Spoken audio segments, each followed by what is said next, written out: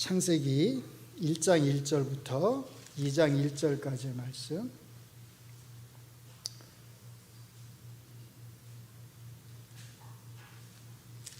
자, 좀 길긴 하지만 우리 같이 한 목소리로 하나님 말씀을 읽어 내려가겠습니다. 태초에 하나님이 천지를 창조하시니라. 땅이 혼돈하고 공허하며 흑암이 깊음 위에 있고 하나님의 영은 수면 위에 운행하시니라. 하나님이 이르시되 빛이 있으라 하시니 빛이 있었고 빛이 하나님이 보시기에 좋았더라. 하나님이 빛과 어둠을 나누사 하나님이 빛을 낮이라 부르시고 어둠을 밤이라 부르시니라. 저녁이 되고 아침이 되니 이는 첫째 날이니라.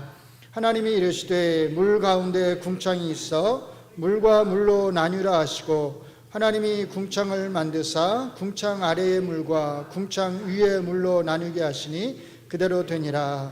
하나님이 궁창을 하늘이라 부르시니라. 저녁이 되고 아침이 되니 이는 둘째 날이니라. 하나님이 이르시되 천하의 물이 한 곳으로 모이고 묻이 드러나라 하시니 그대로 되니라. 하나님이 묻을 땅이라 부르시고 모인 물을 바다라 부르시니 하나님이 보시기에 좋았더라.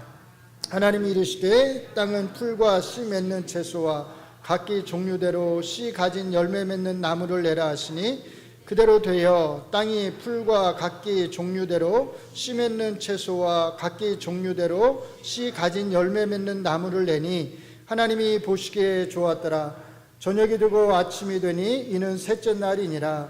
하나님이 이르시되 하늘의 궁창에 광명체들이 있어 낮과 밤을 나누게 하고 그것들로 징조와 계절과 날과 해를 이루게 하라. 또 광명체들이 하늘의 궁창에 있어 땅을 비추라 하시니 그대로 되니라.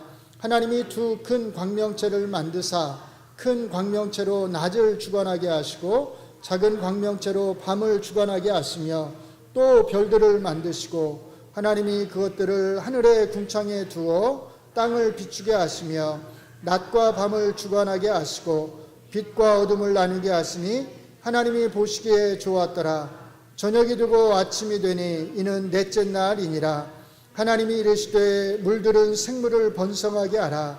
땅이 하늘의 궁창에는 새가 나르라 하시고 하나님이 큰 바다 짐승들과 물에서 번성하여 움직이는 모든 생물을 그 종류대로 날개 있는 모든 새를 그 종류대로 창조하시니 하나님이 보시기에 좋았더라. 하나님이 그들에게 복을 주시며 이르시되 생육하고 번성하여 여러 바닷물에 충만하라. 새들도 땅에 번성하라 하시니라.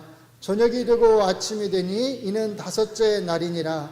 하나님이 이르시되 땅은 생물을 그 종류대로 내되 가축과 기는 것과 땅의 짐승을 종류대로 내라 하시니 그대로 되니라.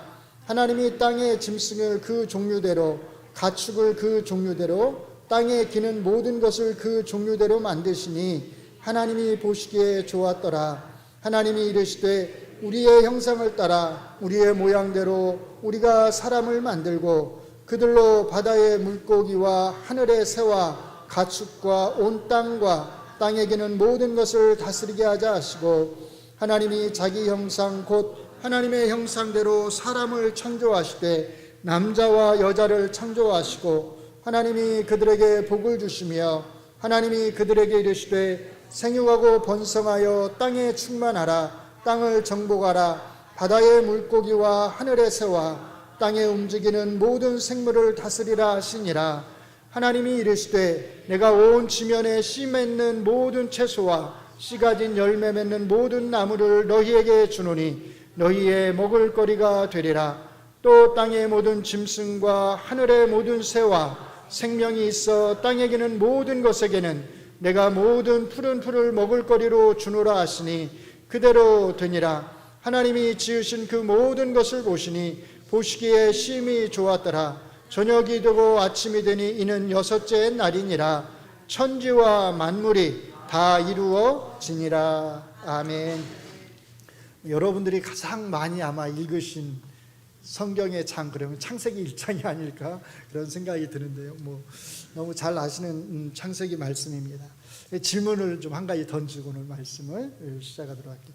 자, 창세기 저희가 지금도 방금 읽었잖아요. 하나님의 창조가 몇 절에서 시작이 되죠? 하나님의 창조가 몇 절부터 시작이 되죠? 그냥 편안하게 대답하셔요. 괜찮습니다. 1절부터? 2절부터요? 3절부터? 자, 1절이라고 혹시 생각하시는 분이 있나요? 1절부터 창조가 시작된다. 예. 그러면 2절은 아닌 것 같고 3절이 하나님이 이르시되 이렇게 시작되잖아요. 자, 3절부터 시작된다. 예, 손 내리세요. 손을 안 드신 분들은 하나님이 창조를 한 것 같지가 않으세요? 예? 1절부터.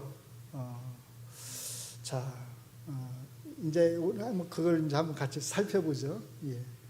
보통은 이제 우리가 3절부터 시작된다고 생각을 하거든요. 이렇게 이제 하나님이 이르시되 말씀으로 창조하시는 거잖아요. 그래서 이제 요한복음도 말씀, 여기 이제 이 말씀 이제 예수님이신데 말씀으로 창조했다 해서 일반적으로는 사실 3절부터 창조가 시작된다 이렇게 생각을 합니다. 자, 일단 조금 나중에 설명을 드릴게요. 지난 시간에 저희가 이제 소요리문답 7문 하나님의 작정에 대해서 살펴보았습니다. 자, 단순하게 표현을 하면 하나님의 작정이란 무엇이냐? 하나님의 영원하신 목적이다. 이렇게 저희가 정의를 내렸습니다. 그러니까 하나님의 작정에는 하나님께서 이루고자 하신 어떤 영원한 목적이 있는 거죠. 그리고 그 목적을 이루시기 위해서 하나님께서는 영원 속에서, 시간을 창조하시기 전에 영원 속에서 모든 일들을 계획을 하시고 쉽게 말하면 디자인을 다 하시는 겁니다. 그리고 이 영원 속에서 하나님께서 계획하신, 디자인하신 이 일 안에는 모든 일이 이 땅에서 일어날 모든 일들이 다 들어가 있다 이렇게 말씀을 드렸어요. 그래서 여러분들이 하나님의 작정 그러면 5가지를 기억하셔야 되는데, 하나님의 작정은 그의 영원한 목적이다. 그 다음에 하나님의 작정은 영원 속에서 이루어진 것이다. 그 다음에 하나님의 작정은 하나님 자기 자신의 절대적인 자유의지에 의한 것이다. 그 어떤 것도 이 하나님의 절대적인 자유의지를 간섭하거나 거기에 영향을 미칠 수 있는 것은 아무것도 없다는 겁니다. 그 다음에 넷째는요, 하나님 자신의 영광을 위한 것이다. 마지막 5째는 방금 전에 말씀드렸듯이 장차 일어날 모든 일을 미리 정하신 것이다 이렇게 말씀드렸어요. 자, 이 작정은 어디에서 일어났다고요? 영원에서. 자, 영원 안에서 이제 삼위일체 하나님께서 요 작정을 이루셨으니까 이 영원 속에서 이루어진 작정이 이제 어떻게 해야 되겠어요? 이 땅 안에서, 이 세상 안에서, 이 시간 안에서 이루어져야 되겠죠. 이것을 뭐라고 말하냐면 작정의 실행, 작정을 실천하는 거죠. 예, 이것을 다루는 게 이제 팔문이거든요. 그래서 팔문을 보시면 이렇게 되어 있습니다. 자, 제가 문을 하고 여러분이 답을 합니다. 제 8문, 하나님은 자기의 작정을 어떻게 실행하십니까?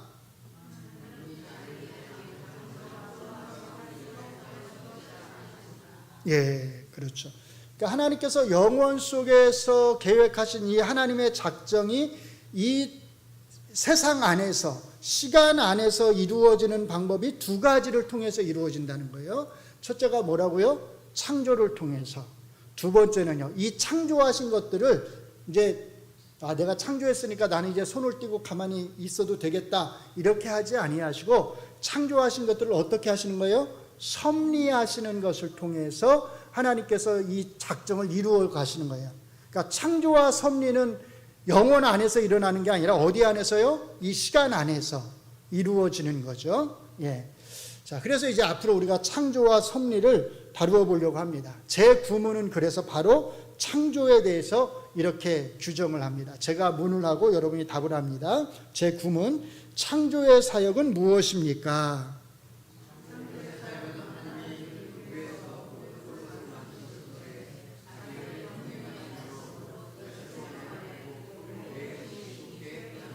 예. 자, 여기 보시면 하나님의 창조와 관련해서 4가지를 말합니다. 하나님의 창조는 첫째로 무에서 모든 것을 만드신 것이다. 2번째는요, 권능의 말씀으로 만드신 것이다. 3번째는요, 엿새 동안 만드신 것이다. 4번째는요, 매우 심히 좋게 만드신 것이다.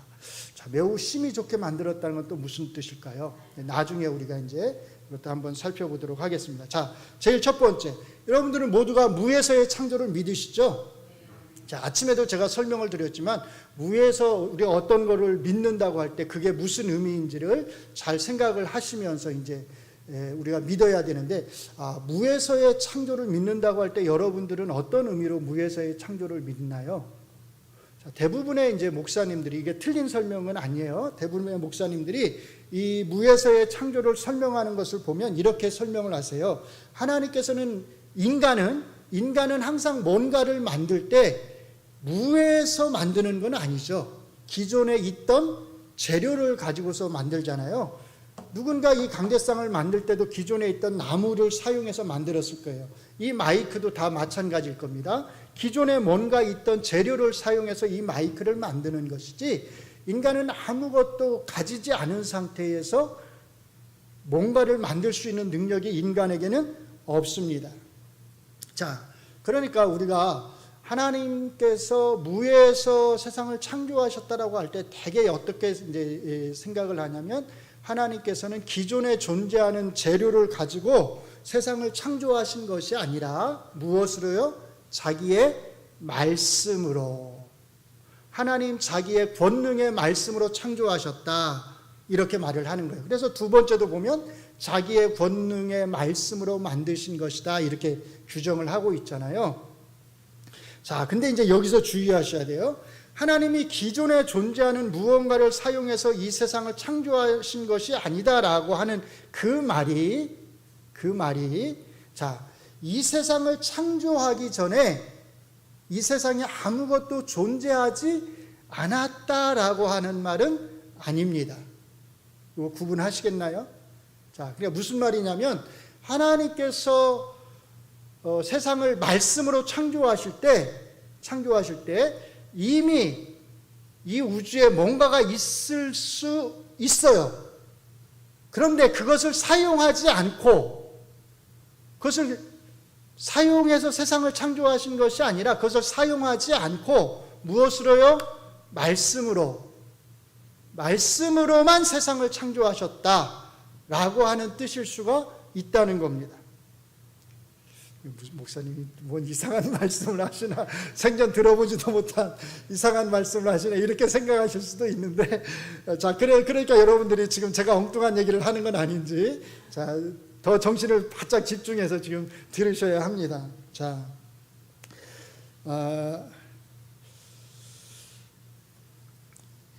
먼저 창세기 1장 1절을 보시면, 자, 우리가 잘 아는 대로 태초에 하나님이 천지를 창조하시니라, 이렇게 돼 있어요. 자, 이 1장 1절은요, 이 세상의 존재와 관련해서 언제, 누가, 무엇을 어떻게 했나에 대해서 이야기를 합니다. 자, 언제요? 태초에, 이렇게 이야기를 하죠. 태초에, 그 말은 시간의 시작점을 말하는 겁니다. 그러니까 시간이라고 하는 것도 창조와 함께 만들어진 거지요. 예, 그 말은 나중에 우리가 예수님 재림하셔서 영원히 살게 되면 시간이라는 게 어떻게 될까요? 다시 없어지겠죠. 예, 영원 속으로 사라져 버리는 거예요. 그러니까 시간도 태초에 하나님께서 말씀으로 세상을 창조하실 때 사실은 창조된 것이다 라고 하는 겁니다.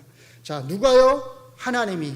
무엇을요? 천지를, 이렇게 돼 있어요. 우리말로 천지 이렇게 번역을 했는데, 이거를 문자 그대로 하면 하늘들과 땅, 이렇게 돼 있어요. 그 하늘들과 그 땅, 이렇게 돼 있어요. 오, 하늘들이네요. 아침에 제 설교 기억하시죠? 하늘들 복수로 돼 있잖아요. 왜 그렇다고요?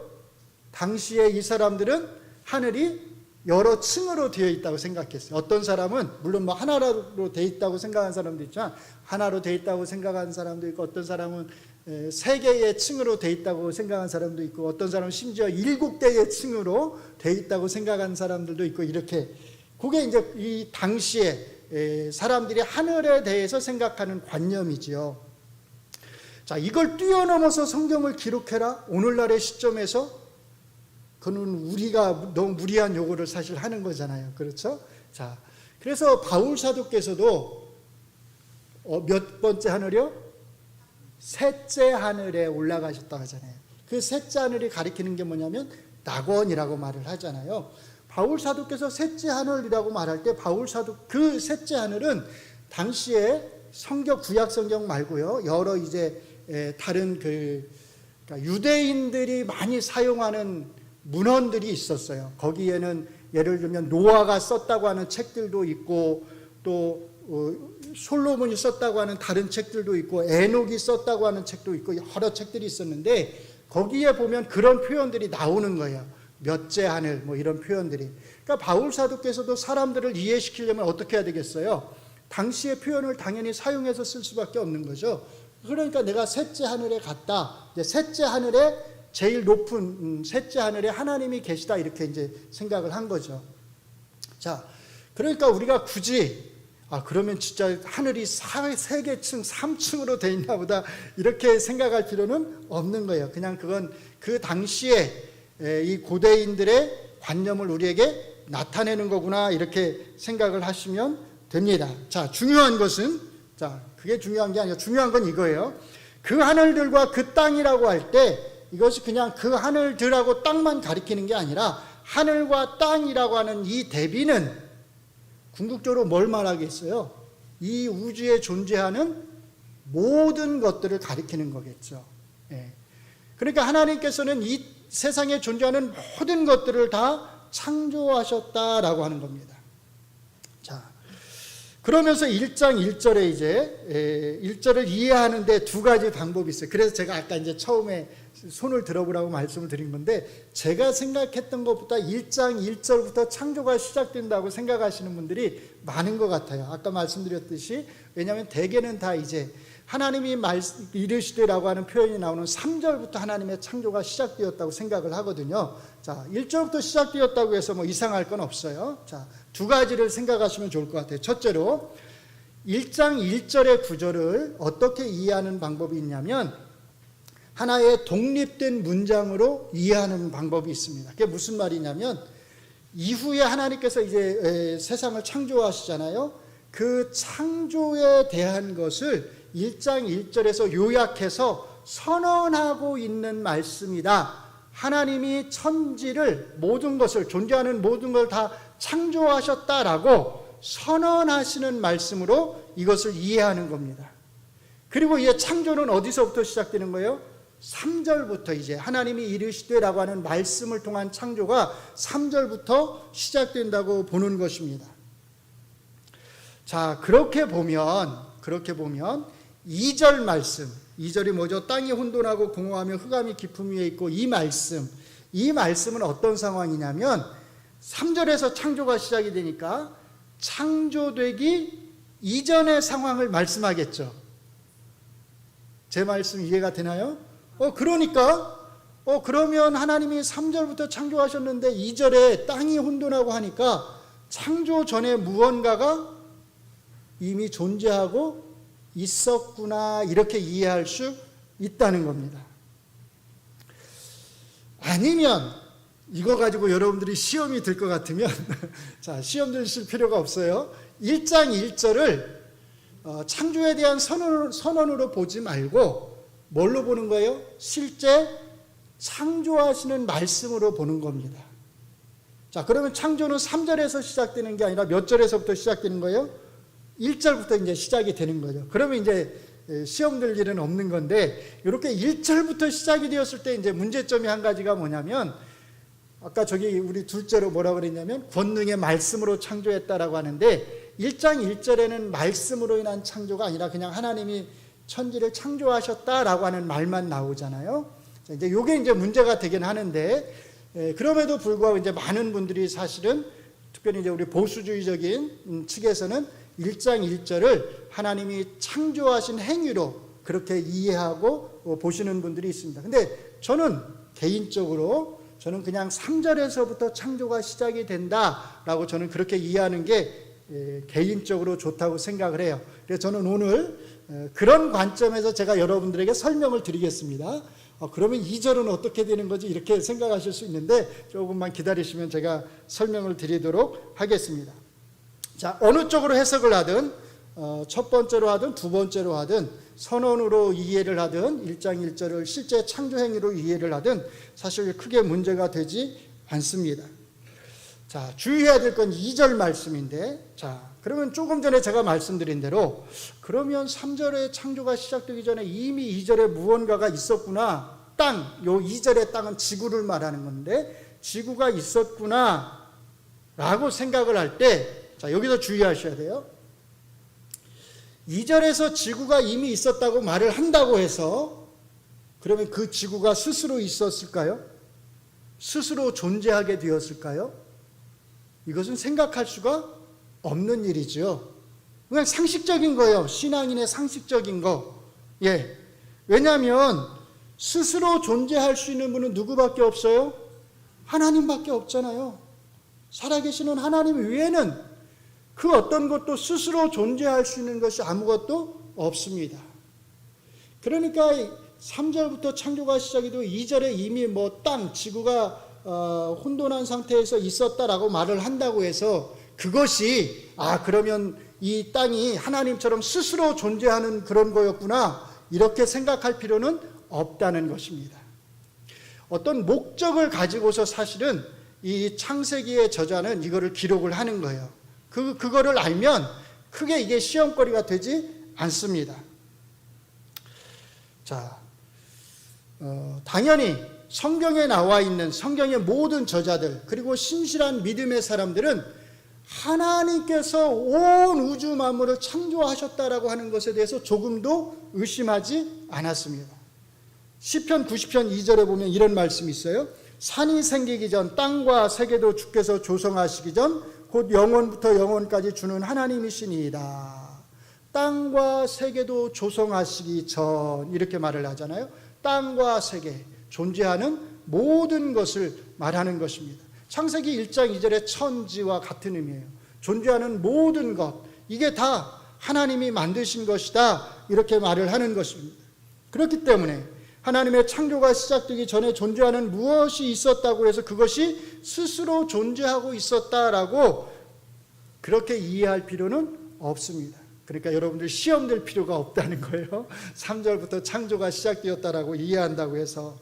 자, 여러분이 제가 다시 한번 말씀을 드리지만 아까 그래도 다행인 것 같아요. 1절부터 창조가 시작되었다 이렇게 생각하고 또 손드신 분들이 제가 생각하는 것보다 많은 것 같아서 정말로 나는 시험에 들 것 같다 그렇게 생각을 하신다면 1절부터 창조가 시작되었다고 그렇게 믿으시면 됩니다. 절대 시험 들지 마세요. 자, 더 중요한 건 이거예요. 우리가 1절을 어떻게 이해하느냐보다 더 중요한 것은 이제 그 다음부터 나오는 말씀들이 무엇을 이해하느냐, 무엇을 의미하느냐입니다. 먼저 2절에서 이렇게 말합니다. 자, 2절을 한번 보시죠. 땅이 영어로 the earth, 지구가 이렇게 번역을 했어요. 땅이 혼돈하고 공허하며 흑암이 깊음 위에 있고 하나님의 영은 수면 위에 운행하시니라 이렇게 되어 있습니다.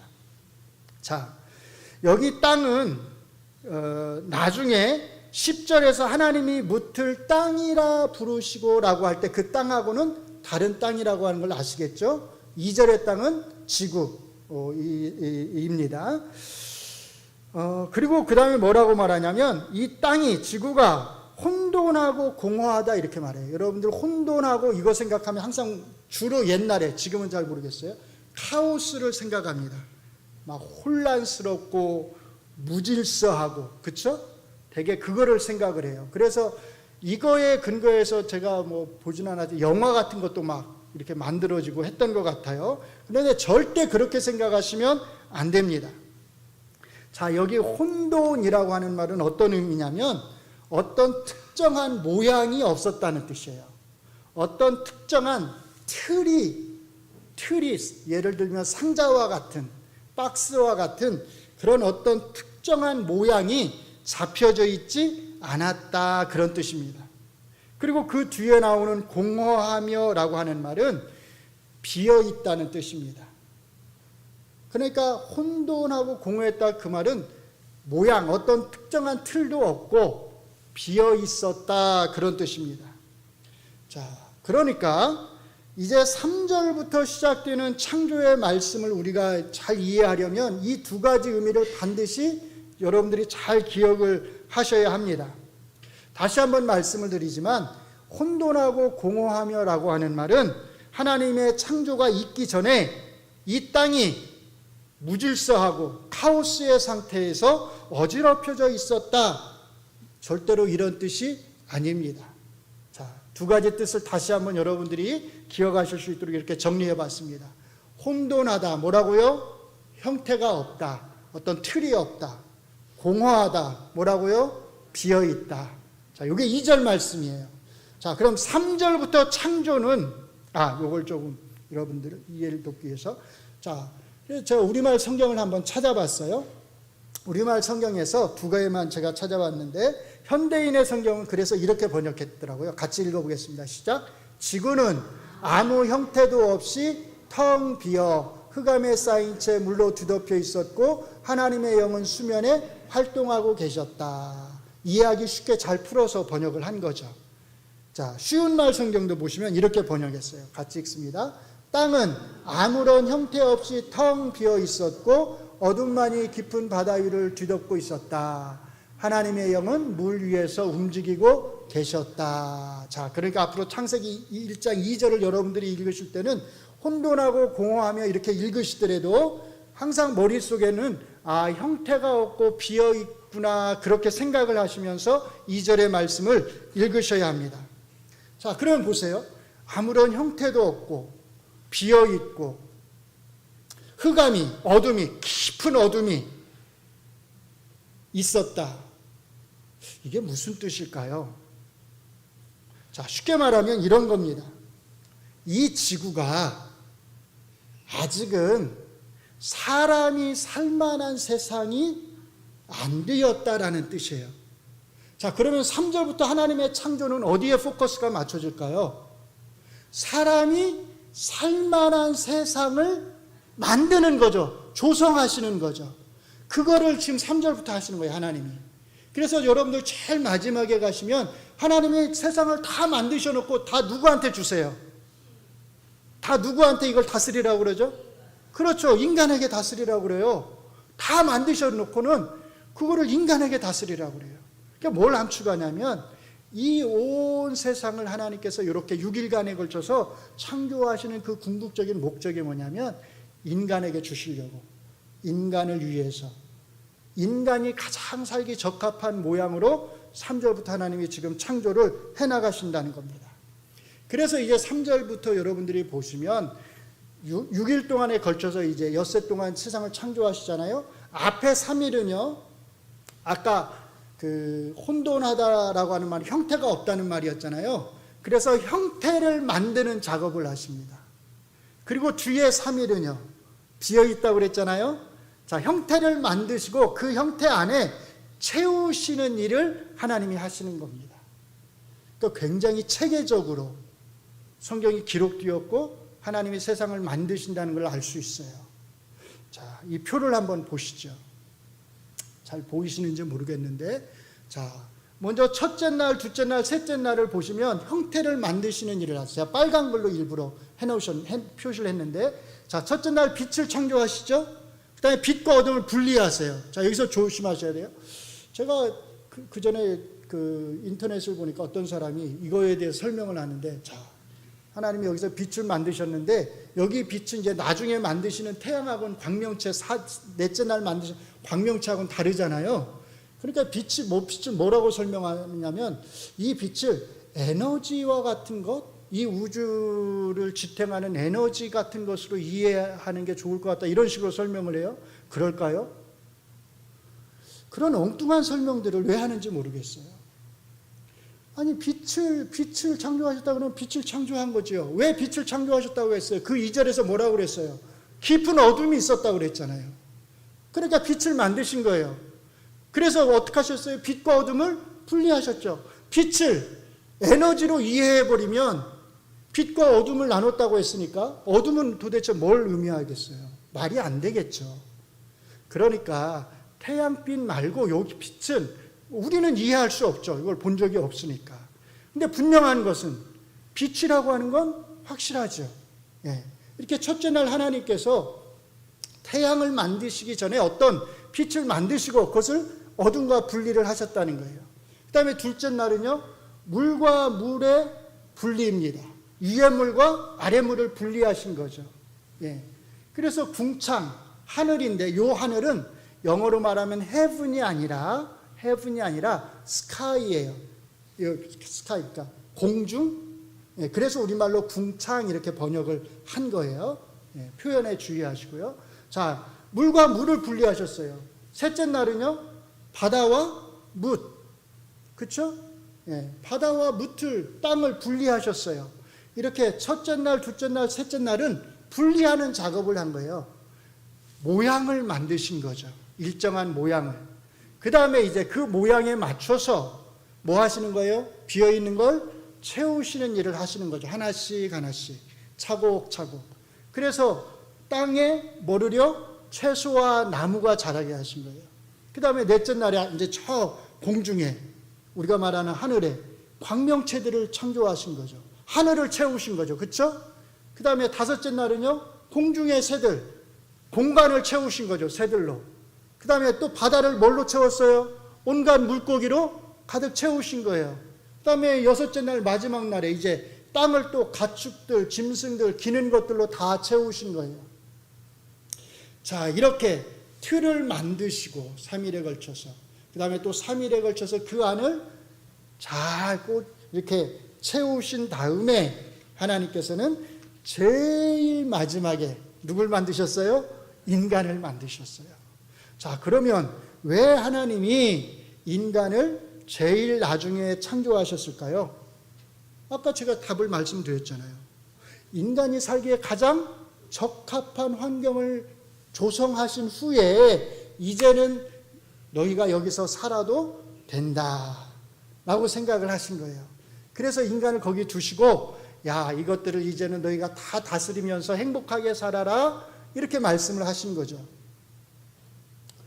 자, 그러니까 6일간의 창조는 하나님을 위해서 하나님이 이것을 만드신 게 아니에요. 누굴 위해서요? 인간을 위해서 만드신 거예요. 너무나 아름답게, 인간이 너무나 편안하게, 행복하게 그것들을 누리면서 살아갈 수 있도록 하나님께서 만드신 거예요. 가장 적합하게 만드신 거죠. 더 이상 적합할 수 없을 정도로. 그래서 하나님이 만드실 때마다 뭐라고 하시냐면, 하나님이 보시기에 좋았다. 제일 마지막 날에는 심히 좋았다, 이렇게 말씀을 하시는 거예요. 그러면 이 말씀이 무슨 뜻이겠어요? 그냥 단순히 아름답게 창조하셨다는 말이 아니라 하나님이 원하시는 대로, 하나님의 뜻대로, 하나님이 계획하신 대로 만들어졌는데, 하나님이 원하시고 계획하시는 이 세상의 모습이란 건 뭐냐면, 인간이 살기에 최고로 좋은 모습의 세상, 최고로 좋은 환경을 만드셨다는 거예요. 그러니까 하나님이 이렇게 보시고 너무 흡족하시니까 심히 좋았다, 이렇게 말씀을 하시는 것입니다. 그러니까 우리는 하나님이 보시기에 매우 좋았다라고 하는 이 말씀 속에서도 우리 인간을 향하신 하나님의 너무 놀라운 크신 사랑을 느낄 수 있는 거예요. 이야, 하나님께서 우리 인간을 이렇게 끔찍히 생각하시는구나. 우리 인간에 대해서 이렇게 큰 관심을 가지고 계시는구나. 우리가 무엇이간데 하나님께서 인간을 위해서 틀을 만드시고 거기에 하나하나 꼼꼼하게 그것들을 다 채우시고 가장 좋은 그런 환경이 되었을 때, 조건이 되었을 때 인간을 만드신 다음에 너희가 이것을 다스리면서 살아라, 이렇게 말씀하셨단 말입니다. 그러니까 우리는 이 창세기 1장을 읽으면서 그냥 단순히 하나님이 만물의 창조주시구나 이것만 느껴서는 안 됩니다. 물론 창세기 1장이 그걸 우리에게 보여주지요. 하나님이 만물의 창조주이십니다. 그러나 그 만물의 창조주께서 그 만물을 인간을 위해서 이렇게 만드셨고 이렇게 좋게 만드셨구나 라고 하는 걸 생각하면서 우리는 정말 하나님 앞에 감사해야 합니다. 그러면서 속상해해야 돼요. 왜 그럴까요? 이렇게 좋은 세상을, 그렇죠? 하나님이 이렇게 우리를 배려하시고 관심을 가지시고 사랑하셔서 이렇게 좋은 세상을 주셨는데 아담과 하와가 이 좋은 세상을 망가뜨렸다고 하는 것에 대해서 우리는 큰 마음의 아픔을 느낄 수 있어야 합니다. 인간의 죄가 하나님이 이렇게 좋게 만드신, 인간을 위해서 이렇게 아름답게 조성하신 이 창조에 얼마나 비참한 모습을 가져왔는지를 우리가 정말 뼈저리게 느낄 수 있어야 합니다.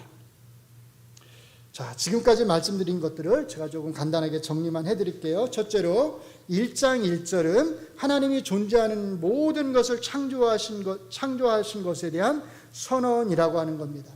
자, 혹시 다시 한번 말씀드리지만 시험 드실 것 같으면 이거를 창조의 구절로 이해하셔도 상관은 없습니다. 자, 둘째로 2절에서 혼돈하고 공허하며 라고 하는 말은 사람들이 흔히 말하는 카오스 상태, 혼란스럽고 무질서하고 어지럽혀져 있는 상태를 말하는 것이 아니라 어떤 일정한 정해진 틀, 모양이 없는 상태, 그리고 그 안이 비어있는 상태를 말하는 것이다 라는 겁니다. 셋째로요, 혼돈하고 공허하며 흑암이 깊음 위에 있고라고 하는 이 2절의 말씀이 의미하는 것은 이 땅이, 이 지구가 아직은 인간이 살기에 적합한 모습이 아니었다라고 하는 그런 뜻입니다. 자, 그래서 이제 그 다음부터 넷째로 3절부터 시작되는 하나님의 창조는 이 지구가 인간이 살기에 적합한 곳이 되도록 먼저 3일 동안 형태, 틀을 만들고 그 다음 3일 동안 그 틀 안에 필요한 것들을 채우시는 작업을 하시는 것입니다. 마지막 다섯째로, 그래서 31절에서 하나님이 지으신 그 모든 것을 보시니 심히 좋았더라라고 하는 이 말씀은 이 세상이 하나님이 의도하신 대로, 하나님이 목적하신 대로 인간이 살기에 가장 좋은 조건, 가장 좋은 환경으로 만들어졌다라고 하는 그런 뜻임을 잘 기억할 필요가 있습니다. 자, 그래서 창세기 1장 이 이야기의 핵심을 우리가 한 줄로 정리하면 이렇게 정리해 볼 수 있습니다. 같이 읽겠습니다. 시작. 하나님께서는 인간을 위한 최고의 환경을 창조하셨습니다. 아멘. 자, 그래서 아까 말씀드린 대로 창세기 1장을 읽으실 때 꼭 두 가지를 반드시 기억하셔요. 첫째로, 하나님은 만물의 창조주시다라는 겁니다. 성경은 이것에 대해서 조금도 의심하지 않습니다. 수없이 반복해서 너무나 명백하게 이것에 대해서 선언을 합니다. 적어도 성경을 영감된 하나님의 말씀으로 믿는 사람은 이것을 절대로 부정할 수가 없습니다. 자, 그런데 이제부터는 이것만 생각하시면 안 되고, 말씀드렸던 대로 둘째로는 하나님이 이 만물을 인간을 위해서, 인간이 살기에 가장 적합한 환경으로 만드셨다라고 하는 것도 여러분들이 함께 생각하셔야 합니다. 이것을 생각하시면서 하나님이 우리 인간에게 얼마나 큰 관심을 가지고 계시는지, 우리를 얼마나 놀랍게 사랑하시는지를 여러분들이 함께 느끼실 수 있었으면 정말 좋겠습니다. 그리고 감사할 수 있었으면 좋겠습니다. 그리고 어쩌면 이제 더 나아가서 더 또 중요한 것이 있는데, 우리가 나중에 예수님께서 재림하실 때 우리가 영원히 살게 될 그 새하늘과 새 땅은 이 창세기 1장이 말하는 것과 같은, 그렇죠? 우리가 살기에 가장 최적화된 환경과 조건을 지닌 바로 그런 세상이 될 것입니다. 그러니까 우리는 창세기 1장을 읽으면서 이제 뭘 하나 더 추가하냐면 그날을 소망하는 거죠. 새하늘과 새 땅을.